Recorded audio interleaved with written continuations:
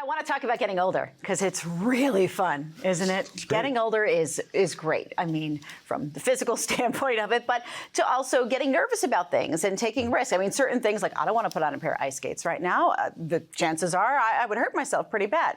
Risk kind of makes people risky things make people nervous as they get older. And I've heard as clients get older that they are willing to take less risk. Yeah. How do you see that in your practice? So we see it a lot. So, I mean, and there are a lot of different studies that have shown that as people get older, their ability to take on more risk and take on financial risk diminishes. And it gets, I guess, some studies have said like after 65, some people said at 55. I think for a lot of people, it depends on their financial situation and how much they think they can afford to risk. And so that becomes a concern.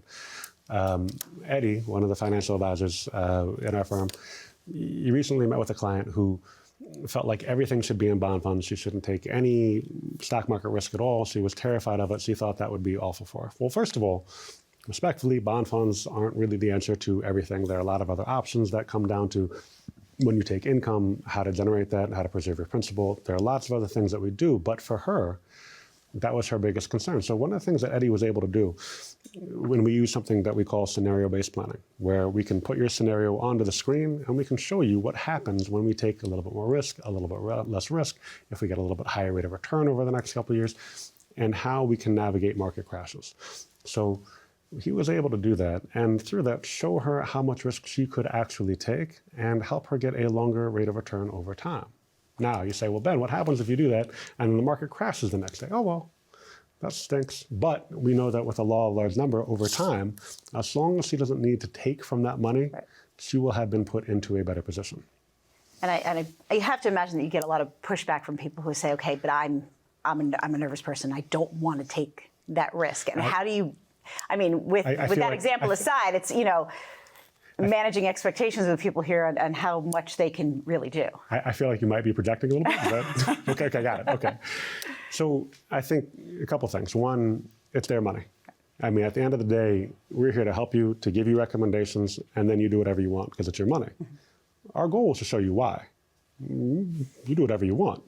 But ultimately, we want you to be comfortable and have peace of mind and be able to say, all right, look, this chunk of my portfolio, whatever it is, I know I'm not going to need it for a while. Right. And because of that, I can take a longer term risk. I don't know anybody that's going into retirement with $500,000, with $2 million, with $5 million, thinking that they're going to spend it all over the next 2 years, over the next 5 years, over the next 10 years, right? So some of this money we're not going to take. That's the money that we're going to set aside for long-term growth. And it's not going to be a place where we need to access.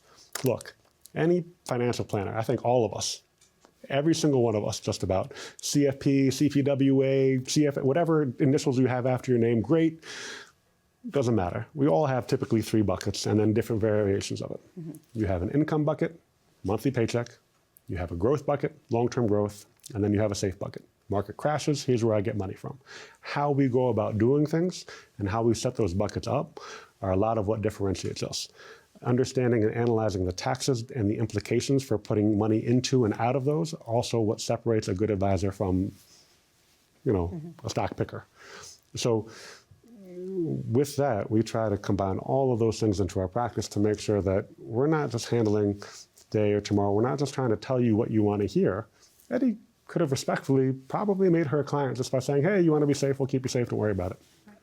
There are a lot of great things that we can, but the harder thing for us to do is to say, sure, we'll work with you, but here is what we strongly recommend you do. Here is why it's in your best interest, and let's have a conversation. You're allowed to ask us questions. We're not sitting on some tall mountain. We're not like a pharmacist in the 80s that has to look down at you, or we're not a member of the Supreme Court that has that thing. You know, we're here to meet you on your level and to help you understand why it's important. A buddy of mine, another advisor, Joe Wilson, mighty Joe Wilson, I call him, he had this great analogy, and he talked about how he was able to handle a roller coaster and how it related to risk. And I thought about it myself. And I'm like, you know, when I would go to Six Flags when I was, you know, younger, much younger, I would go on every roller coaster. I would go on it twice or as many times as I could possibly get there before the line got too long. And it was great. And then I took my kids back to Six Flags, a little bit older. And I go on those same rides. And my ability to handle that risk has changed. Like All of a me sudden, putting on ice skates. I'm not doing that. right. My ribs hurt. I got a Exactly. headache. I feel like somebody put me in a tire swing and just kept on swinging. Yeah. Like I wobbly. I don't want that. And now the question is, did the roller coaster change or did I change? Did the ice change? Did your ice skate change? No. Or did you change? Yeah. No, we changed. So our ability to handle risk has changed. We have to recognize it, but that doesn't mean that's any scarier than it was. We still need to do what's in your best interest.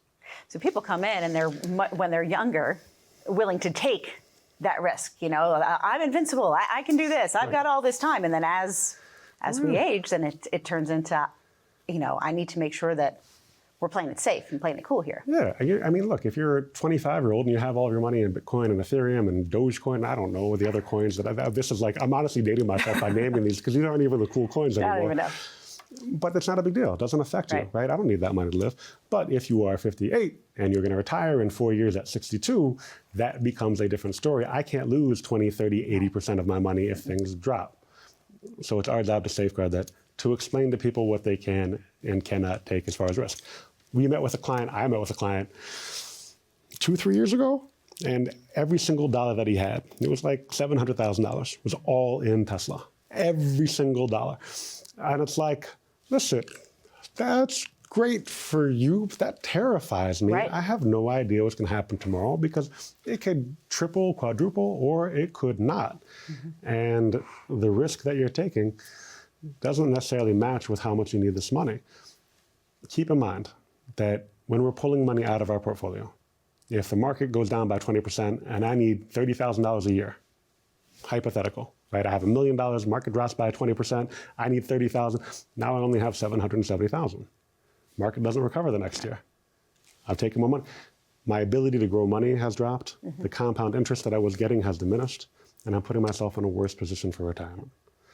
It's hard to look at that on a TV screen or listen to somebody on the radio talk about it. It's much easier when it's your retirement package and your scenarios that we put on the screen, and we can show you the impact for your taxes when you come in. That's what we do when we talk about scenario-based planning. And the easiest way to do that is to come in for your free consultation. Thank you for watching. If you'd like to schedule a 15-minute phone call, go ahead and click the link in the description below, and we look forward to talking to you soon.